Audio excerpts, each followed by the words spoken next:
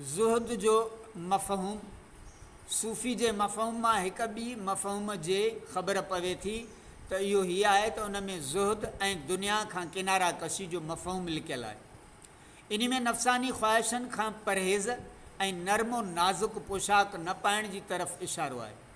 जीअं त हिकु मुब्तदी मुरीद जेको उन्हनि जे तरीक़े खे पसंदि कंदो हुजे ऐं उन्हनि जे टोले में शामिलु थियणु चाहींदो हुजे त पोइ पाकाई ऐं सादगीअ जो आदी बणिजी वञे ऐं उनखे हीअ बि इल्मु अची वञे त पोशाक वांगुरु संदसि खाइण पीअण जो ढंग बि सादो हुअणु घुरिजे। इन सूरत में उहो उन जे नाले ते ग़ौर करे सही बसीरत खां पोइ उन हल्के में शामिलु थींदो।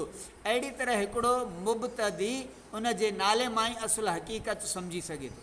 लेकिन जेकॾहिं को बि ॿियो नालो रखियो वञे हा त मुब्तदिन खे असुल हक़ीक़त जो सम्झण में तकलीफ़ थिए।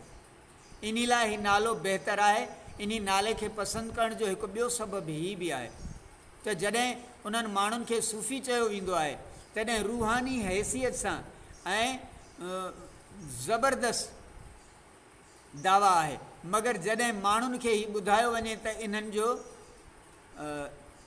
सूफ़ी इन करे नालो रखियो वियो आहे जो उहे ऊनी पोशाक पाइनि था, तॾहिं बुज़ुर्ग जी दावा खां परे थी वेंदा ऐं हर शइ जेका रियाकारी जे अंदरि अचे थी उन खां परे थी वेंदा ऐं उन्हनि जे हाल सां ज़्यादा मुनासिब थींदी।